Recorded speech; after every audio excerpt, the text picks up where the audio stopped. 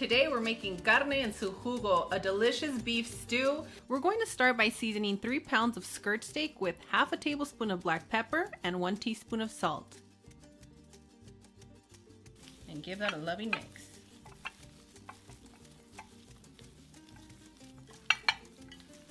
Go ahead and set your beef to the side, and you want to start by blending 10 tomatillos if they're small, and if they're big you're going to use 5. 1 medium white onion, a small bunch of cilantro, half a cup of water, and now you're going to blend until smooth. And boom, done! I like making carne en su jugo in a cast iron, and if you're using a cast iron, place your burner on a high heat and allow it to warm up for a good minute. Okay, now you want to place your burner on a medium heat, and you're going to add 8 chopped pieces of bacon.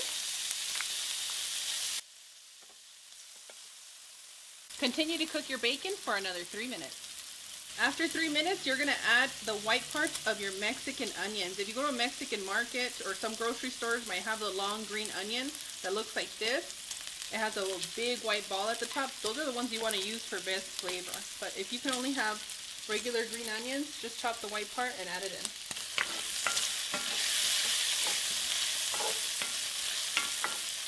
If you like spice, you can add your jalapeños or your Serrano. And you're going to continue to cook for another 4 minutes. Once you've fully cooked your bacon, before it gets super crispy, you want to take it out. Be careful, you're going to want to eat all of them as soon as they come out of the pan, but you know what? Be patient. It's going to be worth it if you wait a little bit longer. Next, you're going to add your beautiful pieces of beef.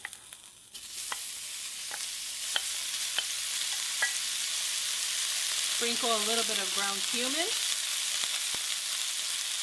4 garlic cloves,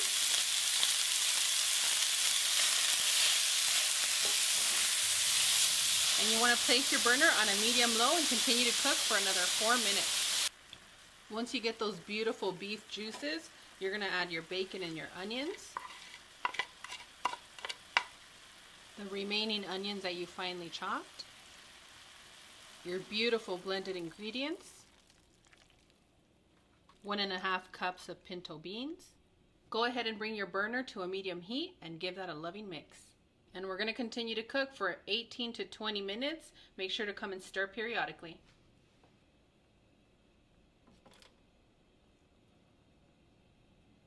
After about 15 minutes, you want to taste your broth, and this is where you want to add either a little bit of salt, or if you're using some chicken bouillon, you can add that.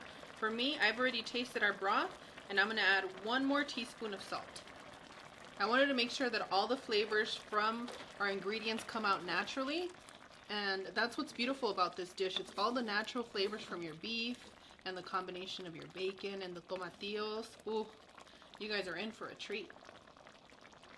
All right, we're ready. Total cook time for us was 20 minutes. And this is the kind of broth that you're looking for. Just beautiful. Lastly, I like to garnish with a little bit more of cilantro. If you don't like cilantro, it's easy to skip it on this recipe. But if you like the flavor of cilantro, definitely add a little bit more towards the end.